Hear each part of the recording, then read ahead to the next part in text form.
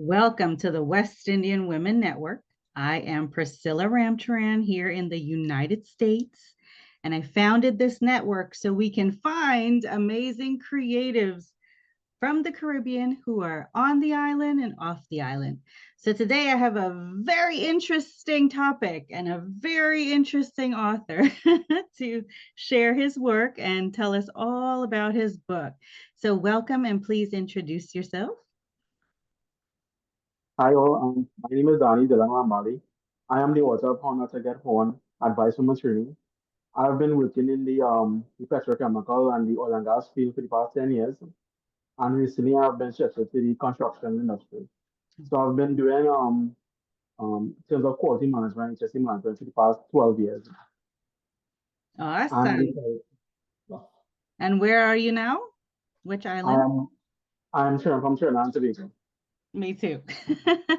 Awesome. So tell us about your book and what inspired you to So choose this topic. during my time in the industry, I actually met a lot of men on the sites, different sites, who would come to the shop to whether they want to be repaired, whether it's a motor or get something manufactured. And I'm from the working for the police industry estate. You will see a lot of men and talk a lot of men. They would give me stories about infidelity and a lot of different aspects of their love life.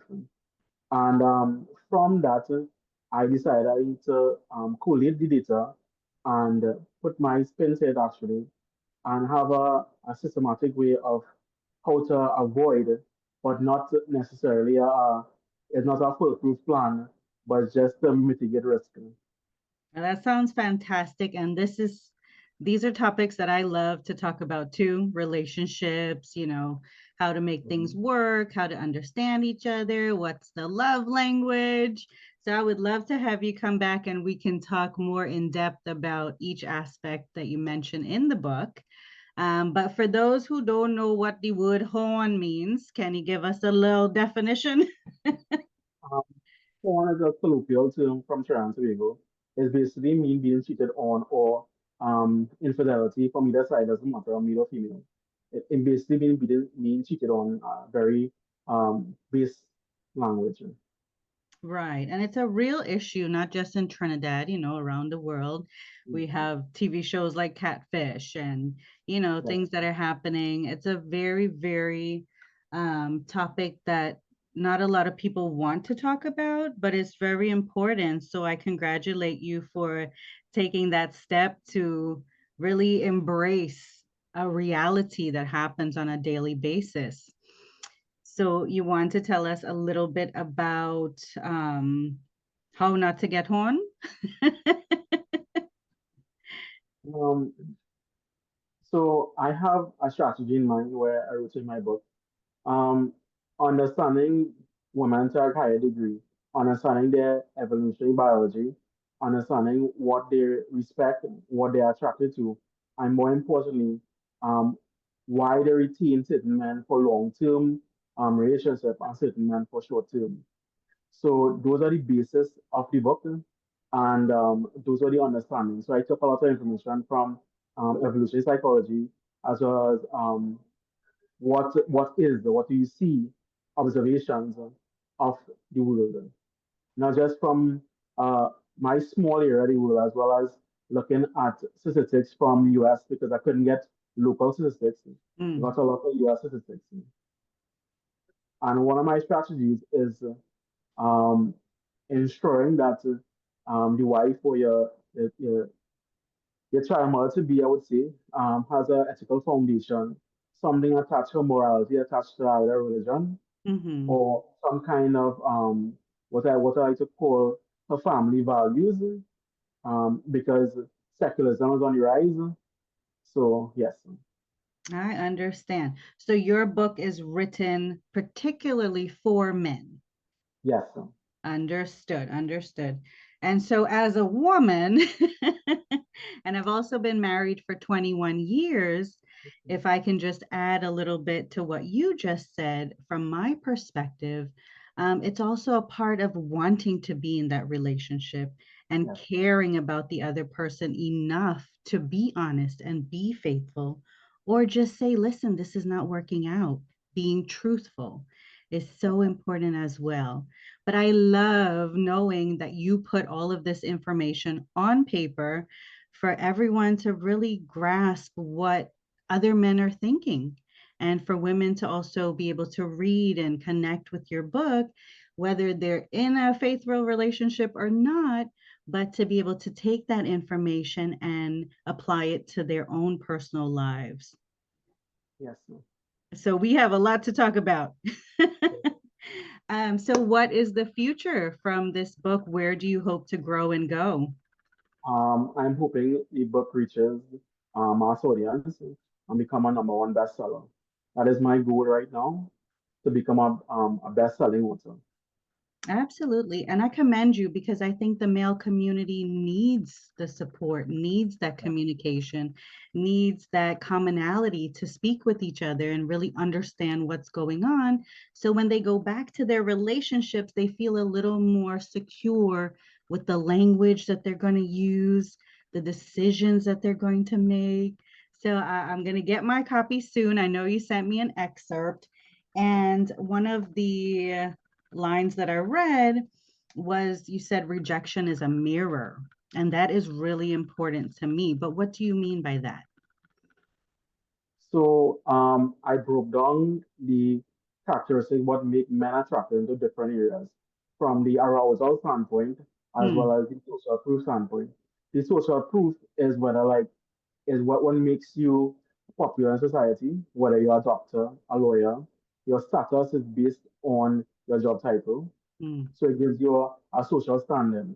So it's based on two categories: social proof characteristics as well as arousal characteristics. Arousal characteristics are height, uh, hair, the amount of hair you have in your head, as well as your overall fitness as a mm, man, mm-hmm. right? Those are the arousal characteristics. So you need both to actually acquire a relationship. But sometimes a man might exceed in one particular area because, like you see, a lot of rich men have a lot of very attractive women. So it exceeds in the social proof characteristics. So it's a way that she attracted to that as yes, she attracted this, yes. But all those activities, so if a man excels in one area to the highest degree, it makes him superly attractive. That's like an A-list celebrity, you Mm. know. He can be um, in terms of attractability, in terms of looks, it might be in minus, but um, his fame and his social network as well as his financial network makes him attractive from a woman's lens. Makes sense. Now, for me, what I interpret that as is that we project the kind of person that we attract. So, whatever it is that we as people value and, preach and things like that, I feel like that is the type of person that we will attract to kind of show us who we are. Does that make sense? Yes. Nice. I'm really looking forward to all of this, and I really appreciate your time sharing your book. Is there a workbook to come? Not as woman though. Oh, I No workbook. love workbooks. Okay, something to think about. Now, what would you like to leave our viewers with? What's your message for our viewers?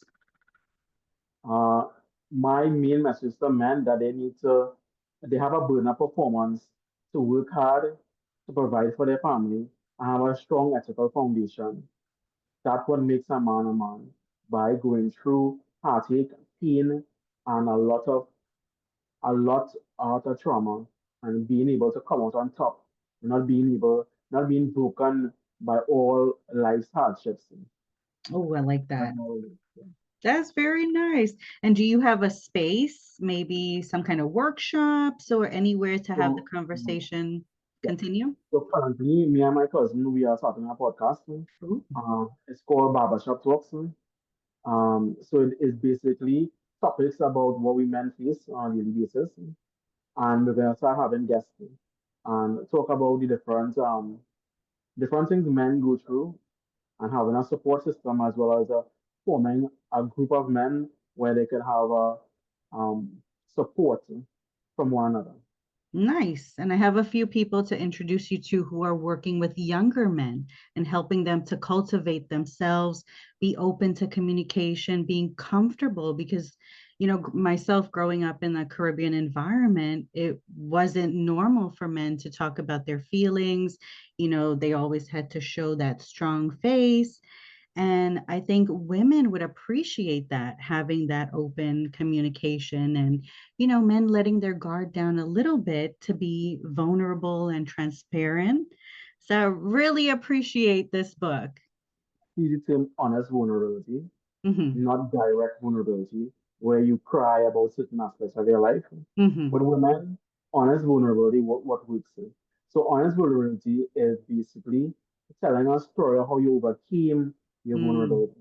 Not just telling the person you are vulnerable and you have no clue how to get out of that state of mind or maybe how to get out of that trouble, that Right. vulnerable state. So that's what I would like to say about honest vulnerability and being vulnerable with your mate or your current girlfriend, wife, whatever you want to call it. Right, right. Absolutely. Well, I'm excited for your podcast. I'm definitely going to tune in. So I'll put all of your links in the description box for your book and any other links that you want the audience to know how to contact you or follow your message. And please Definitely. come back and talk to us some more.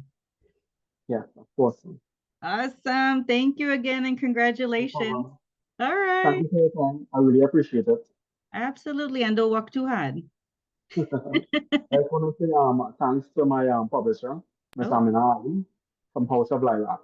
She really did a lot of work to help me reach here, and I thank her for that.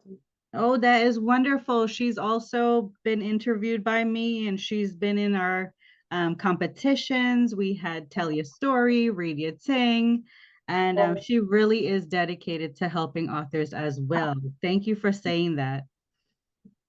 Thank you for the interview. I appreciate it. You're Take welcome, care. Danny. Bye. Goodbye.